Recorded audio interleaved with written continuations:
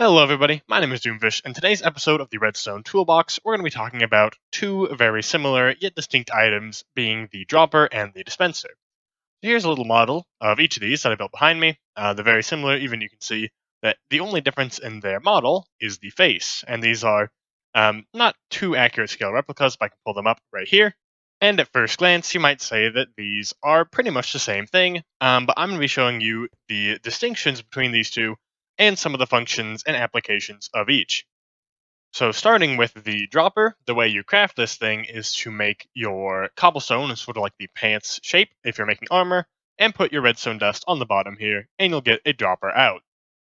And the dispenser is crafted in a very similar way. Again, you pretty much do the same thing to make a dropper, but you put a bow in the middle, and I believe the bow can be any durability, enchanted, unenchanted, although I'm not entirely sure about that one.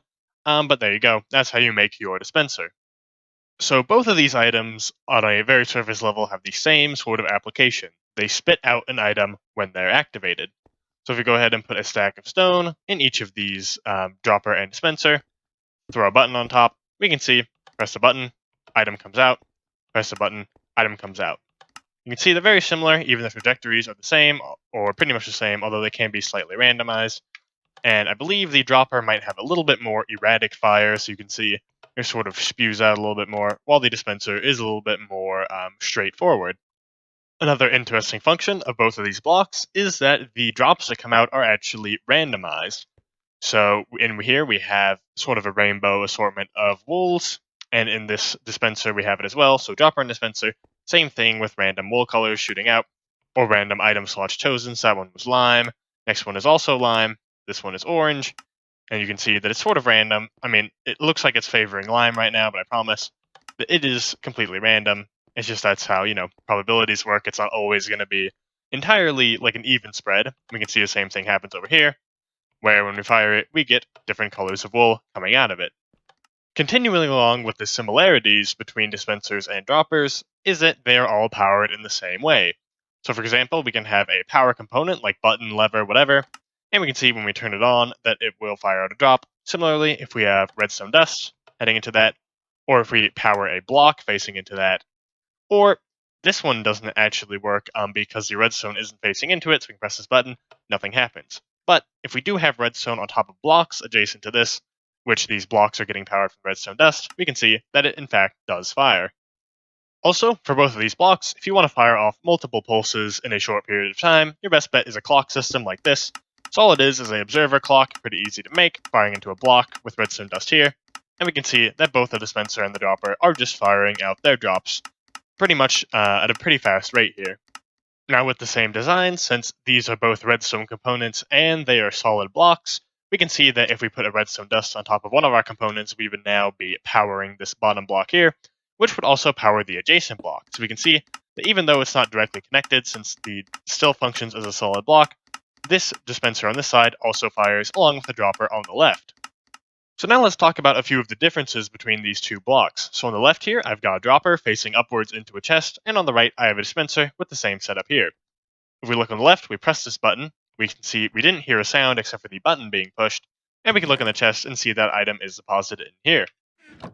Now the chest was empty beforehand, this one's empty, we press the button, we hear it, item get dispensed out of that dispenser right there, and the item sort of flies out.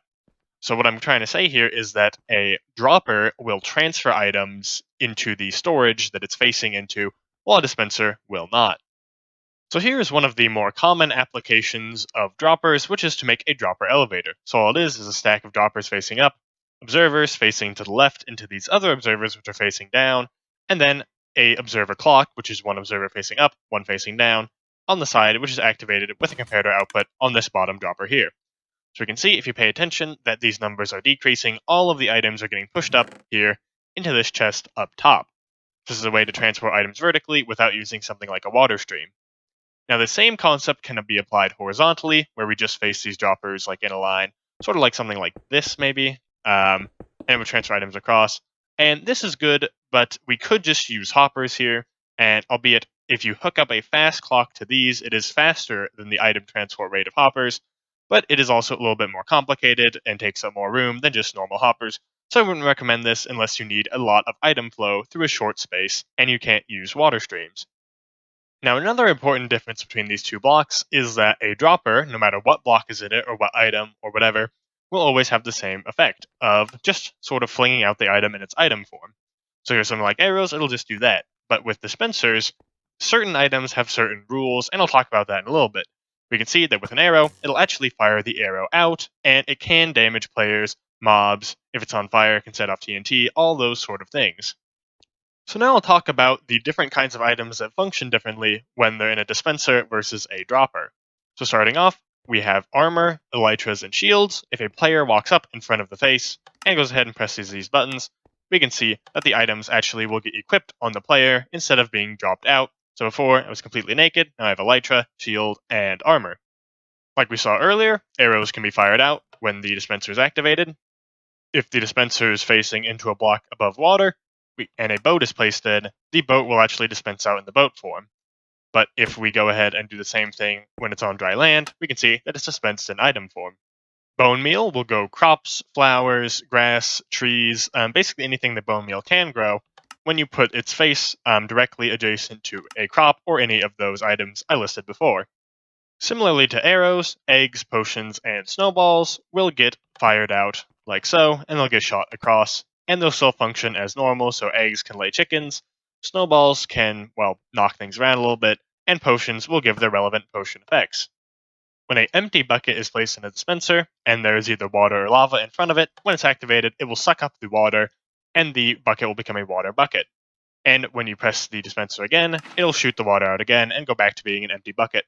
And this same rule applies exactly the same for lava. As long as it's a source block of whatever liquid, it will function like you just saw.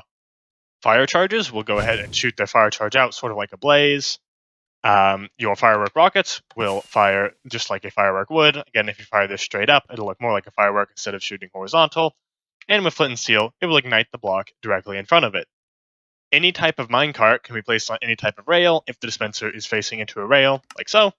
Otherwise, what we'll see is that it just sort of gets dropped out. Carved pumpkins, if placed in a dispenser, can go ahead and create iron golems, and sometimes they do get stuck in those blocks. But as you can see, I did get the achievement for hired help, meaning that it sort of acts as if I constructed this golem. And similarly, you can do the same thing with wither skeleton skulls on a wither, although this is much, much more dangerous, but I guess you could use it if you don't want to get close when you're spawning the wither. Shulker boxes get placed when they are activated within a dispenser. If you're in creative mode, spawn eggs will spawn when they are put in a dispenser. TNT, when placed in a dispenser, will activate as if it was lit on fire and go ahead and blow up its surrounding area. When shears are placed in a dispenser and that dispenser is facing a sheep, these shears will activate and it will shear the wool and the drops will get knocked off of the sheep. Glass bottles, if they are facing a water source, will go ahead and fill up their bottle into a water bottle.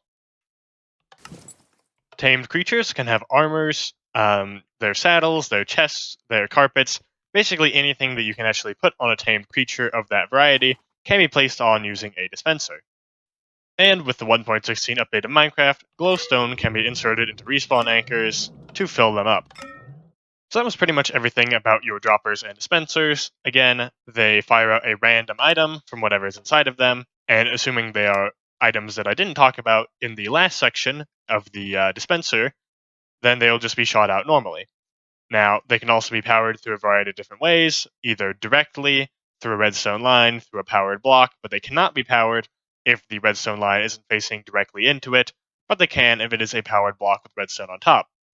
Also, we can see that they function as solid blocks, so when they're powered, they will power adjacent redstone components, just like so. And a dropper has a unique functionality where when you press the button, a item will get transferred into the chest up here, as opposed to the dispenser, which does not. This can be used to create either pipes or elevators or whatever you want to do with them, just like so. Or if we put a comparator there, we can see that the items will just flow up into that chest up here. And also certain items such as armor, arrows, all that that I listed in the section beforehand, when fired through a dispenser, have a unique effect. So that's going to do it for today's episode of the Redstone Toolbox. I hope you enjoyed this episode about the dispenser and the dropper. If you did, don't be afraid to leave a like, and you can subscribe for more content just like this in the future, and I will see you in the next one. Peace.